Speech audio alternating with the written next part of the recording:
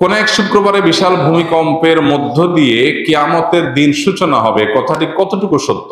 ইসলামের আলোকে বুঝিয়ে বলবেন। কিয়ামতের দিন, মহাপ্রলয়ের দিনটি থাকবে শুক্রবার, এটি বিশুদ্ধ হাদিসে বর্ণিত হয়েছে, নবী সাল্লাল্লাহু আলাইহি ওয়াসাল্লাম থেকে সুসাব্যস্ত হয়েছে।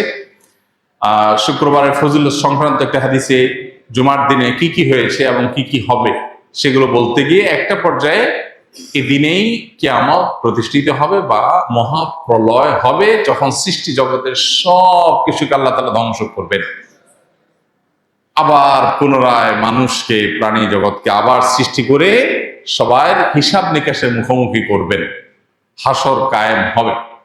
তো এই যে মহাপ্রলয়ের মধ্য দিয়ে যে মহাধ্বংসযজ্ঞ হবে, মহানিনাদ হবে, বিকট আওয়াজের মধ্য দিয়ে গোটা সৃষ্টি জগৎকে আল্লাহ তাআলা শেষ করে দিবেন, সেই দিনটি জুমাবার হবে, এটি বিশুদ্ধ হাদিসের আলোকে প্রমাণিত।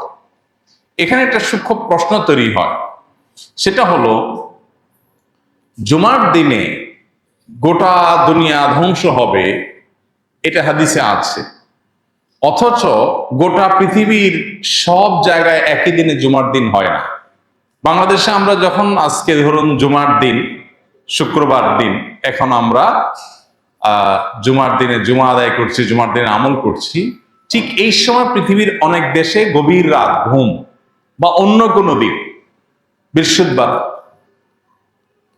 তাহলে যখন কিয়ামত একই দিনে হবে গোটা পৃথিবীতে, বার তো একইটা থাকবে না, তাহলে সেখানে তো শুক্রবার না, সেখানে কেমনে কিয়ামত হবে? এটার উত্তর হলো, আজকে পৃথিবীর যে ব্যবস্থাপনা আমরা দেখতে পাচ্ছি, মহাপ্রলয়ের দিন পৃথিবীর এই ব্যবস্থাপনা থাকবে না। আমরা আজকের পৃথিবীর সাথে তুলনা করে সেদিনকে আমরা বিচার করছি যে সেদিন তো কোথাও জুমার দিন, কোথাও বৃহস্পতিবার দিন হবে, কোথাও দিন হবে, কোথাও রাত হবে। এ দিন এবং রাত এবং বারের এই পরিবর্তন আল্লাহর যে সমস্ত সৃষ্টির কারণে হয়ে থাকে, যে সিস্টেমের কারণে হয়ে থাকে, কিয়ামতের মুহূর্তে ওই সিস্টেম পুরাটাই মুখ থুবড়ে পড়বে, ভেঙে পড়বে, এগুলোর কোনোটাই কাজ করবে না। যে সূর্যের অবস্থান পরিবর্তনের কারণে দিন এবং রাতের পরিবর্তন হয়, এই সূর্যই আলোহীন হয়ে যাবে। হাদিসে আসছে, নবী সাল্লাল্লাহু আলাইহি ওয়াসাল্লাম বলেছেন, যেই সকাল থেকে মহাপ্রলয়ের শুরু হবে তার আগের রাত হবে দীর্ঘ। এই যে দীর্ঘ রাত হবে, তখন তো গোটা পৃথিবী একাকার হয়ে যাবে। এবং আল্লাহ তাআলা কোরআনে কারীমে বলেছেন সূরা শামসের মধ্যে যে ইদা শামসু কুববিরাত ওয়া ইদা নুজুমু কাদারাত। এই সূরা শুধু অনুবাদ করলে আপনার কাছে পরিষ্কার হয়ে যাবে বিষয়টা। আল্লাহ বলেছেন সেদিন সূর্য কি হবে? আলোহীন হয়ে যাবে। সূর্যের আলো কারণে তো দিন হয়। সূর্যের আলোই যখন থাকবে না, তারকারাজি যখন খসে পড়বে, চাঁদ, সূর্য এবং গোটা সৃষ্টি জগৎ, মহাকাশ এবং আপনার নৌমণ্ডল, ভূমণ্ডল সব যখন শেষ হয়ে যাবে এবং এগুলোর প্রিপারেশন যখন শুরু হবে, আগের রাতটা হবে দীর্ঘ, মানুষ অপেক্ষা করবে সকালের, কিন্তু ভোর আর হবে না। এরপরে পশ্চিম দিকে সূর্য উঠবে, তারপরে ধাপে ধাপে সিংহা ফুৎকার দেয়া হবে, মহাপ্রলয় শুরু হবে। তাহলে বোঝা গেল মহাপ্রলয়ের সেই সময়, সেই মুহূর্ত, সেটা আজকের পৃথিবীর যে সিস্টেম আছে এইটা হুবহু তখন থাকবে না, বরং তখনকার পৃথিবীতে আজকের সিস্টেম, যেটার উপরে দিন রাত নিরূপণ হয়, গোটা পৃথিবী যেভাবে আপনার এক এক অঞ্চল, এক একটা সময় আপনার আমরা পাই, এই পুরো সিস্টেমটাই তখন মুখ থুবড়ে পড়বে। অতএব এটার সঙ্গে মহাপ্রলয়ের সেই সময়কে তুলনা করা যাবে না।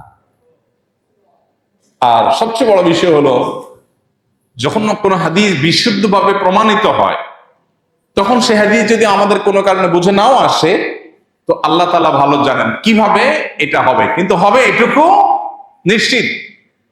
আমার বুঝে নাও আসতে পারে, না আসলেও আমার ঈমানের জায়গা হলো যে হাদিসে নবী সাল্লাল্লাহু আলাইহি ওয়াসাল্লাম বলেছে এটা হবে, তাহলে হবে। অনেক কিছুই তো আমাদের বুঝে আসে না। 1450 বছর আগে নবী সাল্লাল্লাহু আলাইহি ওয়াসাল্লাম অনেক কিছু বলেছে যেটা আমাদের বুঝে আসে না। কোরআনে আল্লাহ তাআলা বলেছেন যে ওয়াল বিগাল ওয়াল হামিরা লিতারকাবুহা ওয়া যিনা। একটা পর্যায়ে আল্লাহ তাআলা বলেছেন ওয়া ইয়াখলুকু মা লা তা'লামুন। আর এই যে গাদা, খচ্চর, যেগুলো তোমরা বাহন হিসাবে এগুলোকে গ্রহণ করছো, এগুলো দিয়ে তোমরা চলাফেরা করছো। দেখুন তখনকার পৃথিবীতে গাধা, খচ্চর, ওট, ঘোড়া, এই তো, এছাড়া তো আর বাহন ছিল না। এগুলো দিয়ে মানুষ চলতো, নৌকা দিয়ে মানুষ চলতো। আল্লাহ বলছেন বাহন হিসাবে আরো অনেক বাহন সৃষ্টি হবে যেটা তোমরা জানো না। এখন সেই বাহন, বাস, ট্রাক, বিমান, বিভিন্ন রকমের বাহন তৈরি হয়েছে কি হয় নাই? 1450 বছর আগে আল্লাহ তাআলা যখন এই আয়াত নাজিল করেছেন, তখন কি সাহাবীদের কাছে এটা পরিষ্কার ছিল? তারা তো দেখছেন যে ঘোড়া, গাধা, খচ্চর, ওট, এই তো নৌকা, এগুলোতে তো মানুষ চড়ে, এগুলোই তো বাহন। আল্লাহ বলছেন ওয়ায়াখলুকু মা লা তা'লামুন, আরো অনেক বাহন তৈরি হবে, আল্লাহ সৃষ্টি করবেন মানুষের মাথায় সে বুদ্ধি, বিবেচনা, জ্ঞান দিয়ে পৃথিবীতে বহু বাহন আরো হবে।